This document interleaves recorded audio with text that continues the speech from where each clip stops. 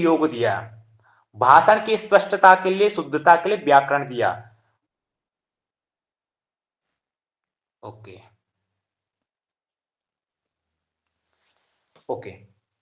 योगेन चित्तस्य पदेन वाचाम मलं शरीरस्य च वेद्यकेन योपाकरोतं प्रवरं मुनीनां पतंजलिम प्रांजलिरानतोस्मि। अब यहाँ पे जो ये हमारी प्रेयर है, इसको मैं अभी आप लोगों से भी पढ़वाऊंगा। पहले हम थोड़ा सा इसको एक बार डिटेल कर लेते हैं, उसके बाद हम एक शॉर्ट में, एक फॉर्म में चलते हुए चलेंगे आगे की ओर।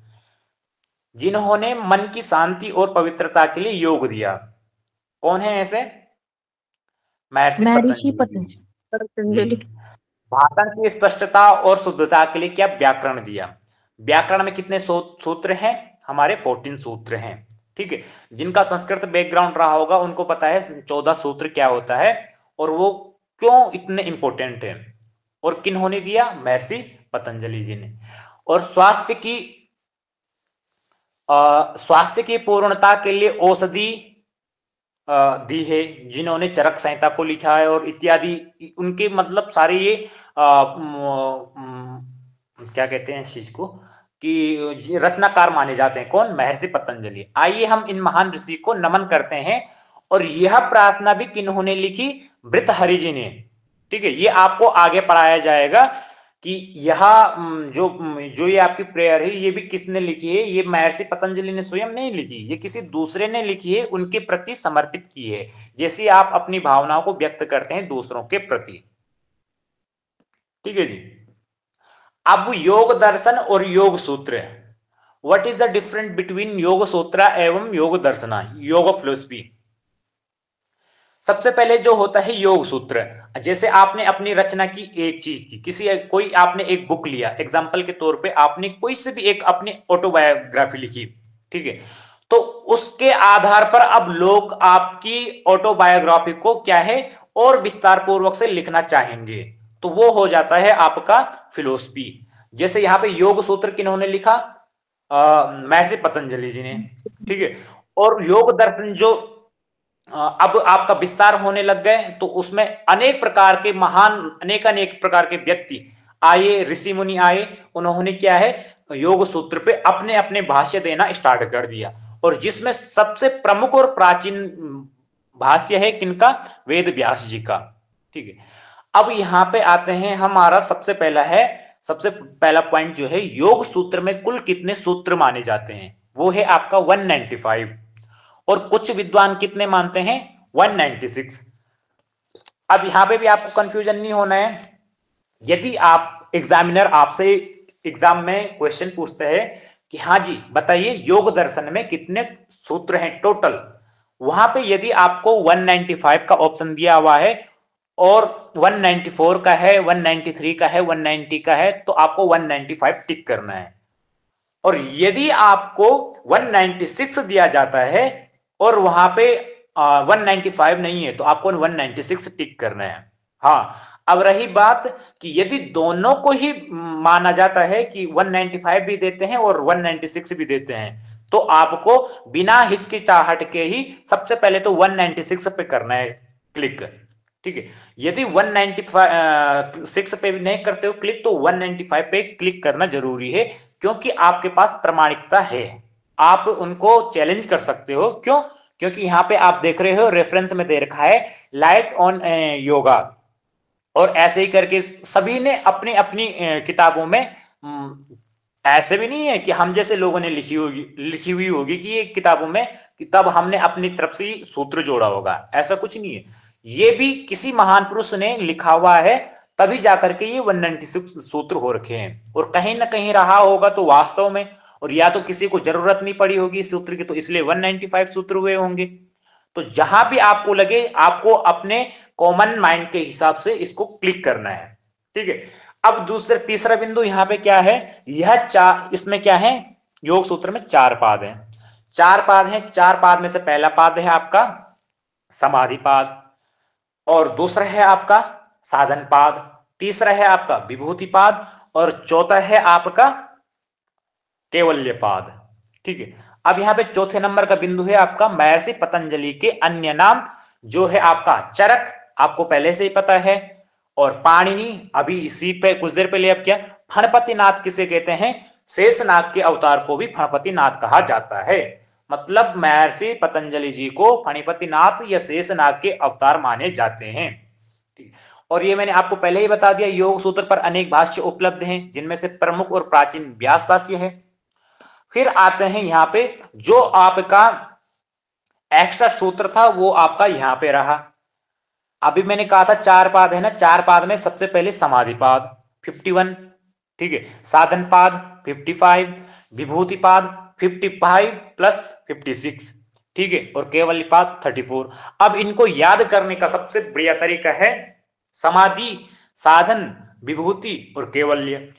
समाधि में याद रखना 55 है, साधन पाद में याद रखना कि 2 बार 5 है, फिर विभूति पाद में भी याद रखना कि 2 बार 5 है, फिर केवल्य पाद में रखना चौथे नंबर पे आता है, तो तीसरा और चौथा एक साथ करके 3 और 4 जोड़ करके ये हो गया आपका केवल्य पाद। इतने इतने सूत्र इनमें हैं, ठीक है जी।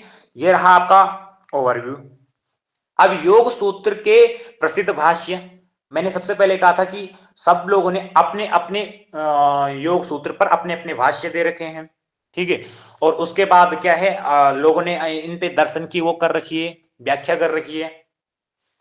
तो जो सबसे प्रसिद्ध भाष्य है योग सूत्र पर वो कौन सा है, योग भाष्य, व्यास भाष्य, दोनों ही एक जैसे, दोनों ही एक हैं। वो किसने लिखे, भाष्यकार कौन है, वेद व्यास जी। तत्व वैसारदी वाचस्पति मिश्र, योग सार संग्रह विज्ञान भिक्षु, योग वार्तिक विज्ञान भिक्षु जी ने, और भोजवृत्ति राजा भोज या भोजराज। आप में ऑप्शन में कोई सा भी आ सकता है, आप ऐसे मत सोचना कि ये नहीं आएगा वो नहीं आएगा। देखो आपके पास शायद में आपको पूरी चीजें पढ़नी पड़ेगी, चाहे जितनी भी चीजें हो आपको सारी पढ़नी पड़ेगी।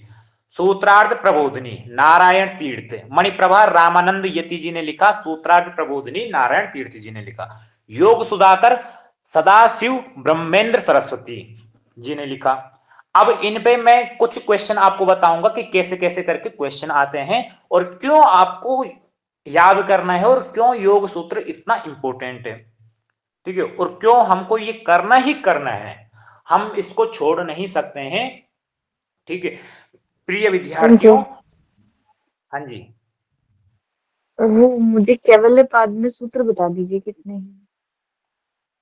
केवल्य पाद में हम अभी आते हैं। अभी जस्ट मैं आपको थोड़ा सा इसका इंट्रोड्यूस करवा दूं, उसके बाद जो भी क्वेश्चन रहेगा आप लोगों का, आप, इसीलिए मैंने सबसे फर्स्ट में कहा था कि आप एक नोटबुक रख लीजिए और एक पेन रख लीजिए। जो भी आप लोगों को क्वेश्चन बन रहा, क्या पता मैं आगे अगले ही चांस में आप लोगों का आंसर मिल जाएगा, ठीक है जी। ओके। 34 है सर। हाँ, और लास्ट में मैं आप लोगों को जरूर मौका दूंगा, ऐसा नहीं है, आप क्लास के भी 10, क्लास स्टार्ट होते ही 10 मिनट पहले आप लोगों से क्वेश्चन आंसर होंगे, फिर क्लास खत्म होते ही आप लोगों से 10 मिनट क्वेश्चन आंसर होंगे, ठीक है जी। आप इस चीज की बिल्कुल निश्चिंत होके रहिए। और मैं कह तो रहा हूं, मेरा 100% आप लोगों के प्रति रहेगा, आप लोगों का 100 to 100% मेरे प्रति रहेगा, ठीक है जी। जी। हाँ, हाँ जी। हमको योग को विश्व भर में फैलाना है और एमडीवाई का नाम उच्च रोशन करना है, ठीक है। दुनिया में पहचाने लोग हमको कि हाँ एमडीवाई से पढ़े हुए विद्यार्थी इतने आगे हैं और इतने तेजस्वी हैं, ध्यान देना। अब आ गए हाँ जी। प्रत्येक पाद की विषय वस्तु। प्रत्येक पाद में आपको क्या क्या पढ़ना है, हमको तो यहाँ पे केवल चेंट करना है, लेकिन ओवरव्यू कर रहे हैं हम योग सूत्र का, तो इसको हम एक नजर में देख लेते हैं। आपका रहा समाधि पाद। समाधि पांच में पढ़ना है हमने 5 वृत्तियां, अभ्यास वैराग्य, ईश्वर का स्वरूप, संप्रज्ञात असंप्रज्ञात समाधि, ऋतंभरा प्रज्ञा, ठीक है। ईश्वर का स्वरूप, जैसे आप यहाँ पे ईश्वर का स्वरूप है, ईश्वर का स्वरूप कैसे है, क्लेश कर्म विपाकाश परामृष्ट पुरुष विशेष ईश्वर, ठीक है। यहाँ पे अभ्यास वैराग्य हो गए, जैसे आपका अभ्यास वैराग्य अभ्यंतन निरोध, ठीक है। अब यहाँ पे आते हैं आपके साधन पाद। यहाँ पे समाधि पाद में किसी ने अभी पूछा था कि साधन पाद में कितने सूत्र हैं, साधन पाद में हो गए आपके 51 सूत्र। फिर आते हैं आपके साधन पाद में, साधन पाद में क्रिया योग है, ठीक है, तप स्वाध्याय ईश्वर प्रणधान क्रिया योगा। पंच क्लेश है, पंच क्लेश कौन कौन से हैं, अविद्या अस्मिता राग द्वेष अभिनिवेश पंच क्लेशा। आप निश्चिंत होके रहिए, ये धीरे धीरे कर करके आपको आ जाएगा। आप इसकी बिल्कुल निश्चिंत होकर रहिएगा। बस आप 1 घंटा में आप लोगों की क्लास लूंगा, इसमें आपको पूरा कंसंट्रेट यहाँ पे बनाए रखना है जो आपकी स्क्रीन के सामने पे खुला रहेगा। फिर आते हैं आपके त्रिगुण विवेचन, फिर आता है चतुर्व्यूहवाद। अब ये चतुर्व्यूहवाद क्या है, फिर आगे आपका आएगा।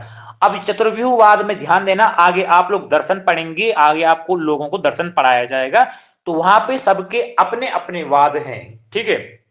कहीं पे अनेकांतवाद है, कहीं पे शादवाद है, कहीं पे आपका आएगा परमाणुवाद आएगा, ठीक है।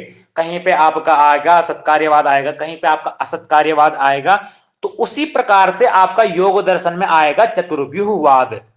योग दर्शन का दूसरा नाम भी कहा जाता है चतुर्व्यूहवाद। यदि आपसे क्वेश्चन एग्जामिनर पूछता है कि बताओ चतुर्व्यूहवाद किससे संबंधित है, तो याद रखना चतुर्व्यूहवाद आपका हमेशा योग दर्शन से संबंधित है, ठीक है।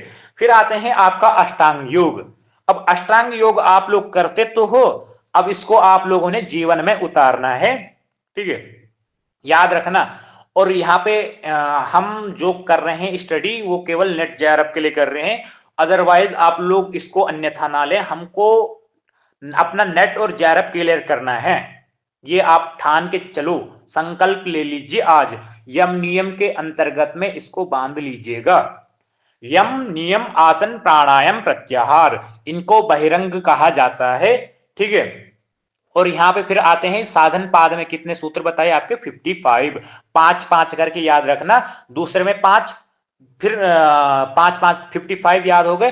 फिर विभूति पाद। अब विभूति पाद हो गए आपका, तो इसमें क्या है, धारणा ध्यान समाधि, 3 प्रकार के हो गए, तो इनको क्या कहते हैं, अंतरंग योग, ठीक है। फिर आगे ध्यान आएगा, ये आपको धीरे धीरे डिटेल करके जब पढ़ाएंगे तो आपको ध्यान में आ जाएगा कि हमको किस प्रकार से पढ़ना है, और आप आ भी जाएगा। संयम किसे कहते हैं, इन तीनों पे संयम कर ले तो ये त्रयम एकत्र संयम हम। परिणाम त्रय क्या है और विभूतियां क्या हैं, जो आपको आने वाली सिद्धियां मिलेंगी वही आपकी विभूतियां हो गई, ठीक है। अब आ गए इसमें भी विभूति पाद में याद रखना 5 5, एक 5 ऊपर एक 5 नीचे, तो दोनों में क्या है 5 5। और याद रखना विभूति पाद में एक एक्स्ट्रा सूत्र है, वो धीरे धीरे करके आप लोगों को याद हो जाएगा। जब मैं आप लोगों की धीरे धीरे रेगुलर क्लास आप लोगों से बीच बीच में क्वेश्चन पूछ लिया करूंगा, तो आप लोगों को समझ में आ जाएगा कि हाँ हमको कहाँ कहाँ पे कितना इंपॉर्टेंट है और कौन कौन सी चीजें हमको इंपॉर्टेंट लग रही है। वैसे तो ऑल इंपॉर्टेंट है, लेकिन जो कभी भी जीवन में भूलने वाली बात ना हो वो भी हमको याद करनी है, इसमें वो मोस्ट इंपॉर्टेंट होगा, उसको मैं आप लोगों को और अच्छे से पढ़ाऊंगा। केवल्यपाद, केवल्यपाद में आ गए आपके 34 सूत्र, ठीक है। सिद्धि के पंच साधन। अब सिद्धि के पंच साधन क्या है, जन्म औषधि मंत्र तपस समाधि जा सिद्धय। निर्माण चित्त आता है, कर्म के 4 प्रकार आते हैं, धर्म मेध समाधि आते हैं, केवल्य आता है। अब कर्म के 4 प्रकार क्या क्या आते हैं, कर्मा शुक्ला कृष्ण योगिन त्रिविधा मित्रेशाम, ठीक है। अब एग्जामिनर पूछ सकता है आपसे कि हाँ बच्चों, अब एग्जामिनर का मूड घूम गए तो पूछेगा वो आपसे सिलेबस में ही पूछ लेगा, और सिलेबस भी आपको याद करना जरूरी है। जब धीरे धीरे आप पढ़ोगे तो सिलेबस अपने आप याद हो जाएगा। अब जैसे वो एग्जामिनर पूछ लेगा कि बताओ बच्चों कि धर्म वेद समाधि किस पाद से लिया गया है, तो आपको याद होना जरूरी है कि धर्म में समाधि हमने कहां पढ़ी थी और किस पाद में पढ़ी थी। और आगे जब आएंगे हम सूत्रों पे तो आपको सूत्र नंबर भी याद रखना होगा, और उसकी चिंता मत करो कि हाँ किस प्रकार से। अब मैं आपको थोड़ा सा ऊपर ऊपर से समझा देता हूं कि हाँ कि इसमें किस प्रकार के क्वेश्चन आते हैं, ठीक है बच्चों। तो इसकी आप स्क्रीनशॉट ले लीजिएगा, ठीक है, और एक मेरे को कोई बता दीजिएगा कि हाँ मैंने स्क्रीनशॉट ले लीजिएगा, लिया है। ले लिया इसका सर स्क्रीनशॉट पीडीएफ ले तो लिया आपने, देंगे ना, है जी। पीडीएफ तो देंगे ना। हाँ जी, मैं आप लोगों से पीडीएफ शेयर करूंगा, लेकिन सबसे पहले मैं अपना काम भी तो देखूंगा कि हाँ आप लोग काम कर रहे हो कि नहीं कर रहे हो। पीडीएफ तो वो लास्ट में है, आप लोगों का उपाय है। ले लिया इसका स्क्रीनशॉट, यस जी सर। सर, ले लिया। इसका योग दर्शन का। इसका नहीं लिया सर सर। इसका नहीं है। हाँ लीजिए जल्दी। नहीं है सर। हाँ इसका ले लीजिए।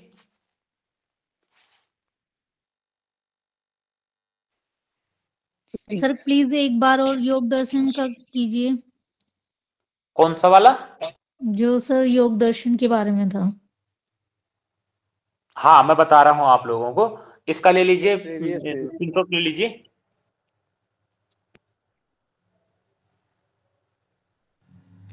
ले लिया?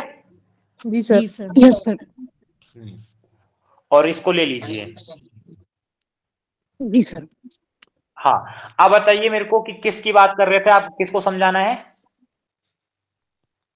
सर जो सेकंड आया था ना जिसमें 95, वो मेरा रह गया है। ये जी। जी, तो ये है आपका योग दर्शन जो कह रहे हैं आप। ये योग दर्शन के प्रणेता कौन है? महर्षि पतंजलि, जिसको हम रचनाकार भी कहते हैं। ठीक है। और योग सूत्र की रचना किन्होंने की? महर्षि पतंजलि ने। योग सूत्र में कुल 195 सूत्र माने जाते हैं। ठीक है, जो कि प्रामाणिक रूप से आप कह भी सकते हो डंके की चोट पर, और 196 भी आप डंके की चोट पर कह सकते हो। क्यों? क्योंकि आपके पास दोनों ही गवाह मौजूद हैं, आपके पास दोनों ही सबूत उपलब्ध हैं। कोई नहीं आपको नकार सकता कि हाँ आप गलत हो, क्योंकि हमसे इतने बड़े बड़े विद्वान हैं, ऐसे ऐसे विद्वानों ने इन पे अपना दर्शन दिया है, अपना विचार प्रकट किया है कि उनको हम कभी नकार नहीं सकते हैं। आपके पास ऑप्शन में यदि 195 आया और उसके अलावा कुछ और आया तो आप 195 को करेंगे। यदि 195 और 196 दोनों एक साथ आते हैं तब आपका ऑप्शन में क्या रहेगा? 196।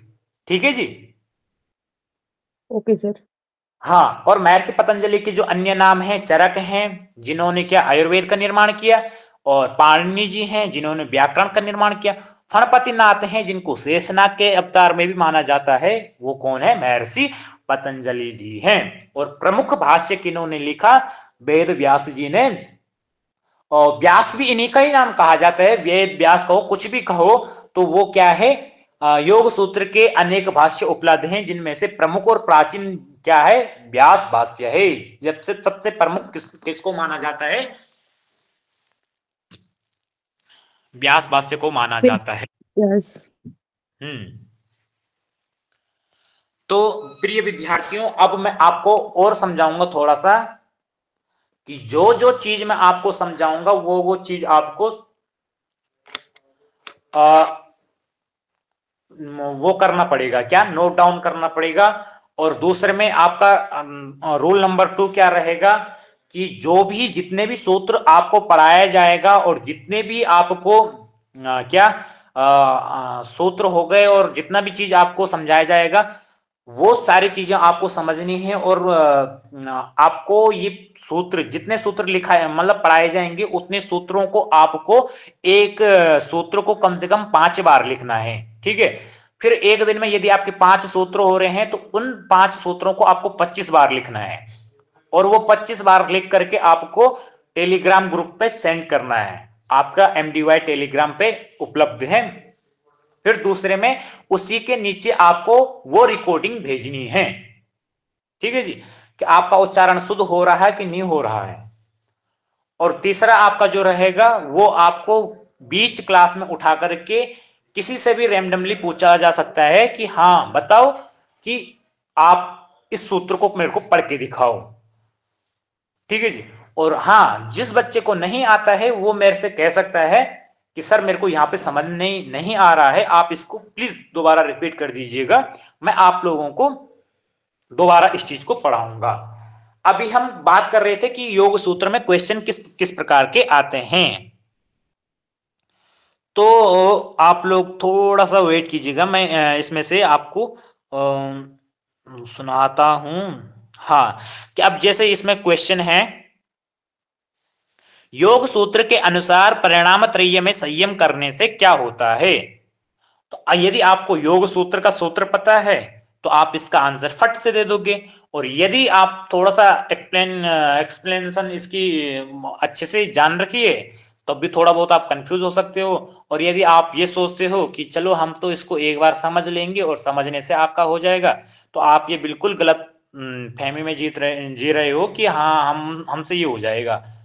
इसीलिए मैंने आपको फर्स्ट टाइम में ही कहा था, आप मेरे को 100% देना, मैं आपको 100% दूंगा। ठीक है। फिर इसमें आता है आपका कि महर्षि पतंजलि के अनुसार क्लेशों की जननी कौन है, ऐसे करके क्वेश्चन आते हैं। फिर कहते हैं पतंजलि के अनुसार प्रकृति के गुणों में सर्वथा व तृष्णा के अभाव की स्थिति रहती है, ऐसे करके क्वेश्चन आते हैं। ठीक है। सोप क्रमम एवं निरूप क्रम कर्म में संयम करने पर किस ज्ञान की प्राप्ति होती है। यदि आपको सूत्र पता है तो आप मेरे को क्या आप तुरंत बता दोगे कि हाँ ऐसे से होता है। अब जैसे यहाँ पे एक क्वेश्चन है, मैं ऐसे ही नहीं बता रहा हूं आप लोगों को, ये प्रीवियस ईयर ये क्या है, पीवाई क्विज हैं आपके। क्लेशों की अवस्था को क्रम में व्यवस्थित करें। अब जो क्लेश आएंगे आपके, उनकी जो अवस्था होगी वो आपको जब डिटेल में पढ़ाया जाएगा तो आप लोगों को समझ में आ जाएगा कि हाँ किस प्रकार से हमको योग सूत्र को पढ़ना है और किस प्रकार से हमारा ये योग सूत्र इतना इंपॉर्टेंट है। अब नेक्स्ट जहां से हमारा क्या था, हमने शुरू में एक चीज और करनी थी, वो करना था हमने ये, कोई एक विद्यार्थी मेरे साथ इसको प्रोनाउंस करेगा। ठीक है, यहां से मैं पढ़ रहा हूं, पीछे से आप लोग पढ़िएगा। और हाँ, हर एक विद्यार्थी अपना माइक म्यूट करके मेरे साथ इसको जरूर पढ़िएगा, और मैं केवल एक ही विद्यार्थी को अलाउ करूंगा यहाँ पे बोलने का। ठीक है जी। कोई एक विद्यार्थी अपना माइक खोल दीजिएगा। सर मैं बोलूं? जी बताइए, आपका नाम? संगीता। हाँ संगीता जी। जी।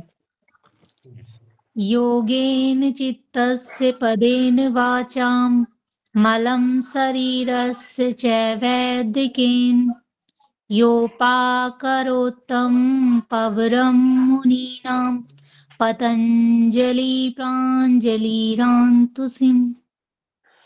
देखो संगीता जी, आपने बहुत अच्छे पढ़ने की कोशिश किया और आई थिंक आपको ये याद भी होगा, पर आपकी दो जगहों पे गलती निकली है। प्रवरम, ये योपा करोतम प्रवरम है ये। ठीक है, प्रवरम जी से होता सर। है जो बनाने वाला होता है, जो मेकर पवरम होता है। पवरम ठीक है, प्रवरम मुनि नाम।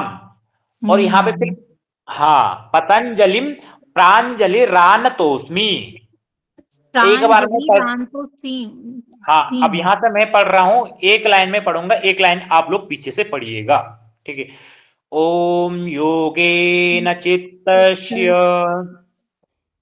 ॐ योगी तस्य पदेन वाचाम पदेन वाचाम मलं शरीरस्य। मलं शरीरस्य। ये पीछे से माइक किसी का खुला है, सेकंड वाले प्लीज आप अपना माइक ऑफ कर दीजिएगा। ठीक है, मलं शरीरस्य मलं शरीरस्य चवेद्यकेन च वेदकेन योपाकरोतम् योपाकरोत्तं प्रवरं मुनीनां प्रवरं मुनीनां प्रवरं प्रवरं मुनीनां मुनीनां पतंजलिं पतंजलिं प्राञ्जलिरानतोस्मि। प्राञ्जलिरानतोऽस्मि। तोस्मि, तोस्मि। जो अस्मि होता है, अस्मि मीन से होता है मैं। अच्छा। ठीक है, यहां पे लिखा है, अगर हम इसका संधि विच्छेद करें तो संधि विच्छेद किस प्रकार से होगा, पतंजलिम प्रांजलि रानतो अस्मि। रानतोऽस्मि। हाँ, अस्मि इसमें होता है मैं, या जो भी आप प्रेयर कर रहे हैं कि मैं उनको प्रणाम करता हूं, कहते हैं योगेन चित्तस्य। जो योग है वो किसके लिए है, चित्त के लिए है। पदेन वाचाम, ठीक है, जो पद को वाणी को उनका, मलम शरीरस्य, जो शरीर से मल से भरा हुआ शरीर है, च वेद्य केना, योपा करो तुम ऐसे प्रवर, ऐसे बनाने वाले मुनि को मैं पतंजलि, क्या है, पतंजलि महर्षि को मैं प्रणाम करता हूं। प्रांजलि से अंजलियों से मैं अपने क्या है प्रणाम करता हूं, नतमस्तक करता हूं। ठीक है, आप में से कोई ऐसा विद्यार्थी है जिसको ये अभी तक पढ़ना ना आए हो, आप बेझिझक मेरे से कह सकते हो, आप मेरे साथी हो, मैं आपका साथी हूं। दोस्त मान के चलो मेरे को। Thank you sir. हाँ जी, हाँ मेरा जी। तो संस्कृत बैकग्राउंड नहीं है ना, तो मुझे तो बहुत दिक्कत होती है इन सब चीजों हाँ में जी, हाँ जी। प्रोनाउंस करने ठीक है। में। है कोई आप में से जो आप भी अभी भी इसको प्रोनाउंस नहीं कर पा रहा है? मैं आपका दोस्त हूं, आप मेरे दोस्त हो, दोस्त मान के चलो। देखो, जिस प्रकार आप दोस्त से बताते हो ना हर प्रकार की बातें, उस प्रकार से मेरे को कहिए, मैं आप लोगों का सारा समाधान सोल्व करूंगा।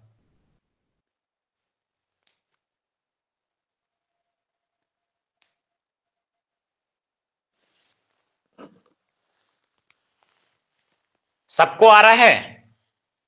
जी सर। Yes sir. मैं रैंडमली कुछ पूछूं किसी से भी?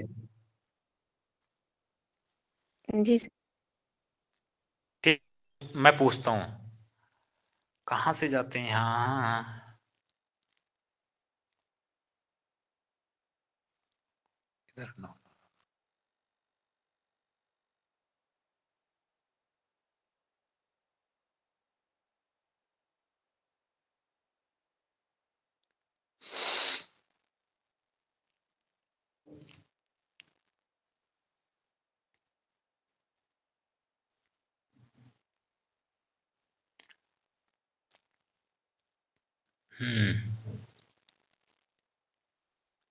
कंचन, ज्योति, मीनाक्षी और भारती। भारती जी, आप माइक ओपन कीजिए अपना। जी सर, बोलिए। हरिओम हाँ, सर। हरिओम जी। भारती जी, आपको मेरी स्क्रीन शो हो रही है?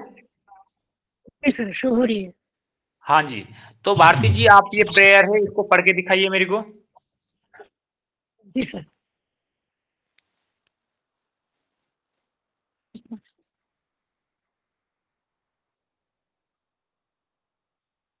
जी भारती जी, आपकी आवाज नहीं आ रही। Yes sir. पढ़िए। जी सर। योगेन चित्तस्य पदेन वाचां तं शरीरसच्वेद्यकेन योपाकरोत्तं प्रवरं मुनीनां पतञ्जलिं प्राञ्जलिरानतोऽस्मि। जी, वेरी गुड। अब नेक्स्ट नंबर आता है आप में से। हाँ, तरुण जी, आप पढ़िए जरा।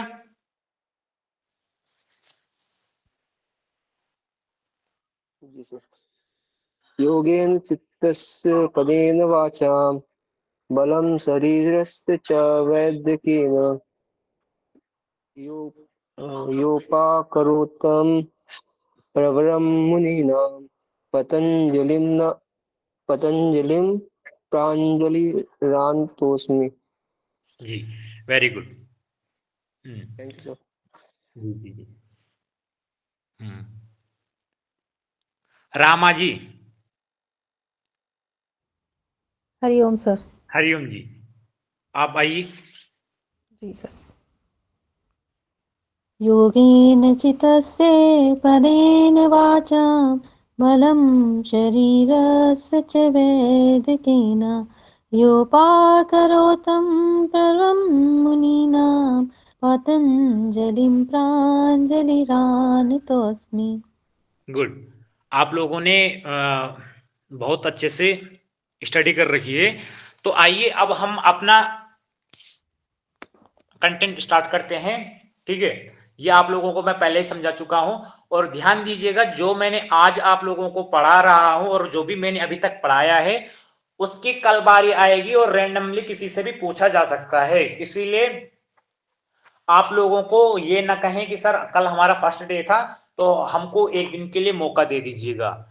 मौके वोके की कोई बात नहीं रहेगी। एक एक क्वेश्चन भी इससे क्या है, बहुत वो रह जाते हैं, पीछे रह जाते हैं। तो जिस प्रकार से दुनिया भाग रही है, उसी प्रकार से हमको भागना है। और साथ में समझना भी है किस प्रकार से हमको इस चीज को करना है और चलना है। सबका साथ सबका विकास। तो अब आते हैं हम अपने पतंजलि योग दर्शन पे। ठीक है, अभी आप में से दो बच्चे आपस में चुन लीजिएगा कि हाँ, कौन वो दो बच्चे हैं जो आज की इन दो तीन सूत्रों को चैंट करेंगे मेरे साथ।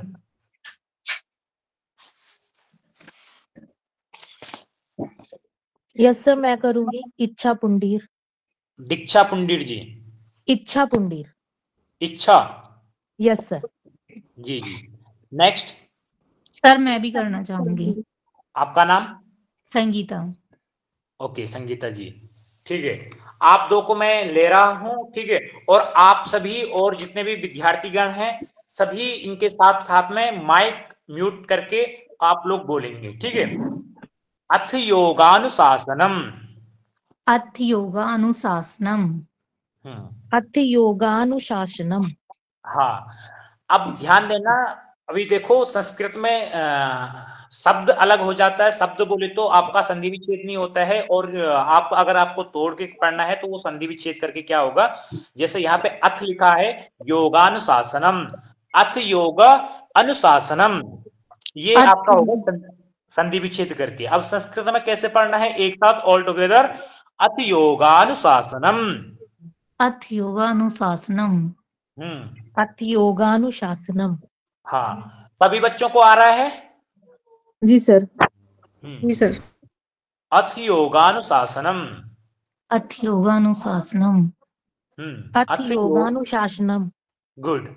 अब यहाँ पे क्या कहते हैं, अथ मीन से कहीं पे भी संस्कृत का आपको दिखाई देगा, कहीं पे भी देखना आप, कभी आप संस्कृत के ग्रंथ खोलेंगे तो यहाँ पे लिखा हुआ रहता है अथ योगानुशासनम। अथ मीन से होता है अब, ठीक है। अब या अब जो भी चीज है उसको क्या है, शुरू करने के लिए अथ का प्रयोग किया जाता है, ठीक है। अथ का प्रयोग शुरू करने के लिए किया जाता है और इति का प्रयोग समाप्त करने के लिए किया जाता है। इस चीज को पॉइंट कीजिएगा और नोट कीजिएगा। मैं कल आप लोगों से पूछूंगा इस चीज को जरूर, जो भी मैं बता रहा हूं आपसे, आप लोग इस चीज को जरूर नोट कीजिएगा। क्यों? क्योंकि कल मैं किसी से भी रैंडमली पूछूंगा कि हाँ बताओ अथ का मीनिंग क्या होता है और इति का मीनिंग क्या होता है। भले हम इसके डीप में नहीं जाएंगे लेकिन फिर भी ऊपर ऊपर से हम इतना तो समझ सकते हैं, ठीक है बच्चों? Yes sir. जी। अब कहते हैं नेक्स्ट जी, योगश्चित्त वृत्ति निरोधः। जी जी। योगश्चित्त वृत्ति निरोधः। हाँ, योगश्चित्त वृत्ति निरोधः। योगश्चित्त वृत्ति निरोधः। देखो योगश्चित्त वृत्ति निरोधः। हाँ, आपकी आवाज को पहचानने में थोड़ा सा टाइम लग जाएगा। जो है प्रोनाउंस थोड़ा साफ साफ कीजिए। आपका शा का उच्चारण, स का उच्चारण, दंत सा का उच्चारण, तालु सा का उच्चारण, ये साफ साफ होना चाहिए आपका। तभी आप लगोगे कि हाँ कि हमारा संस्कृत बेस्ट है, ठीक है जी। जी। फिर से पढ़िएगा एक बार, योगश्चित्त वृत्ति निरोधः। योगश्चित्त वृत्ति निरोधः। योगश्चित्त वृत्ति निरोधः। हाँ, और आप लोग भी जो म्यूट हैं वो भी अपने साथ सेल्फ में पढ़ते रहिएगा। योगश्चित्त वृत्ति निरोधः। योगश्चित्त वृत्ति निरोधः। हाँ, योगश्चित्त वृत्ति निरोधः। योगश्चित्त वृत्ति निरोधः। योगश्चित्त वृत्ति निरोधः। योगश्चित्त वृत्ति निरोधः। कोशिश करें एक टाइम में एक ही व्यक्ति बोलिएगा, दूसरा स्वयं ही अपने आप को कंट्रोल करके फिर उसके अगेन बोले आप, आफ्टर यू कैन से, ठीक है जी। अथ योगानुशासनम योगश्चित्त वृत्ति निरोधः। अथ योगानुशासनम योगश्चित्त वृत्ति निरोधः। अथ योगानुशासनम योगश्चित्त वृत्ति निरोधः। जो आप अभी बोल रहे हैं ये कौन थे? संगीता। हाँ संगीता जी, थोड़ा सा इसमें जो योगश्चित्त वृत्ति निरोधा है इसको थोड़ा सा गौर करने की कोशिश कीजिएगा कि हाँ कहाँ पे मेरी गलती हो रही है। रिकॉर्डिंग महर्षि दयानंद के वो यूट्यूब चैनल पे जाइएगा, वहां पे सुनिएगा इस रिकॉर्डिंग को दोबारा, कहाँ पे मेरा थोड़ा सा प्रोनाउंस मिस्टेक हो रहा है, क्यों नहीं मेरा शुद्ध उच्चारण हो रहा है। देखिए, योगश्चित्त वृत्ति निरोधः। योगश्चित्त वृत्ति निरोधः। हाँ, फिर आते हैं हमारे तदा द्रष्टुः। तदा द्रष्टुः पढ़िए। तदा द्रष्टुः स्वरूपे अवस्थानम्। स्वरूपे वस्थानम। स्वरूपे वस्थानम्। स्वरूपे अवस्थानम। हाँ, अब देखिए इसमें संधि विच्छेद करके क्या होगा, तदा द्रष्टुः स्वरूपे अवस्थानम, अपनी अवस्था में क्या है, स्वरूप में, अपने स्वरूप में स्थित हो जाता है। जब हम संस्कृत में पढ़ेंगे तो किस प्रकार पढ़ेंगे, तदा द्रष्टुः स्वरूपे वस्थानम। तदा द्रष्टुः स्वरूपे वस्थानम्। जो आ का उच्चारण है वो थोड़ा क्या है, गुम हो जाएगा, मतलब प्लुप्त हो जाएगा हल्का सा। सर तो हम तो इसको संधि विच्छेद करके नहीं पढ़ सकते क्या?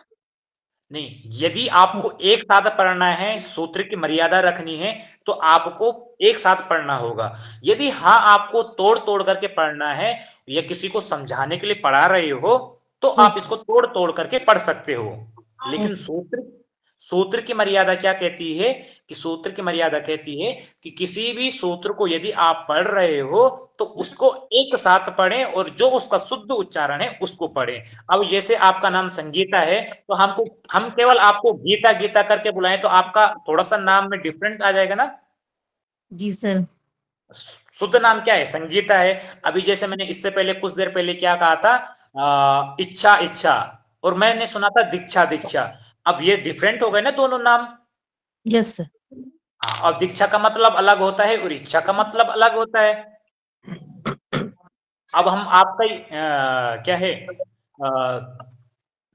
जैसे आपका संगीता है, इसी को संधि विच्छेद करके पढ़ें कि संगीता जी का क्या है, संग धन ईता।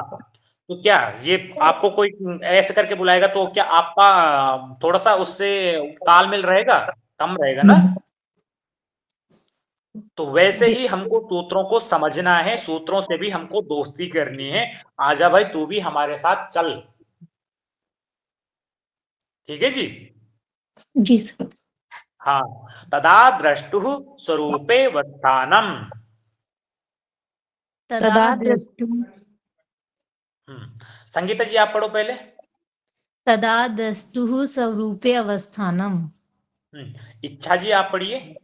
तदा द्रष्टुः स्वरूपे वस्थानम्। तो अब यहाँ पे हमारा चौथा सूत्र है, ये हमारा आज का लास्ट का सूत्र होगा। जी सर, कह रहे हैं कुछ।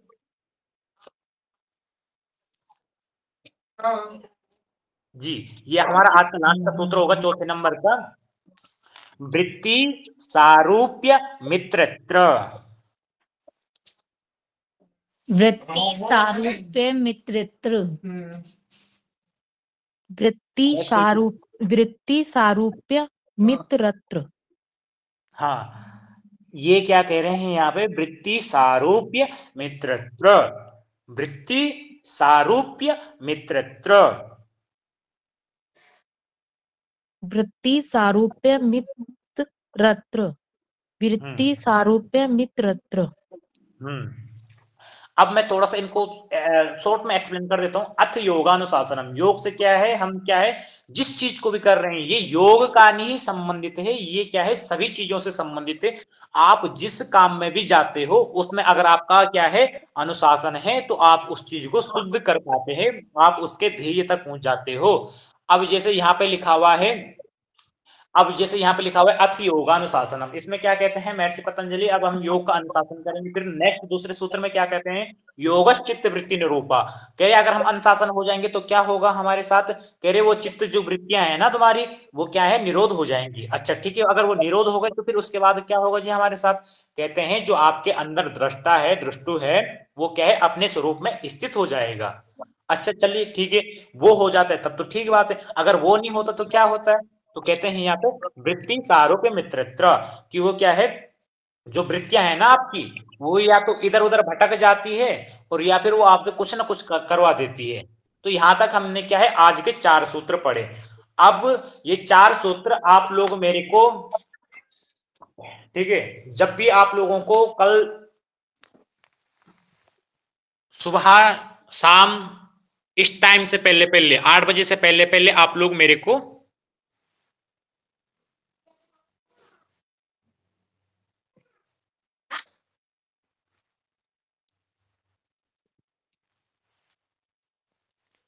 जी आप लोग मेरे को 8 बजे से पहले पहले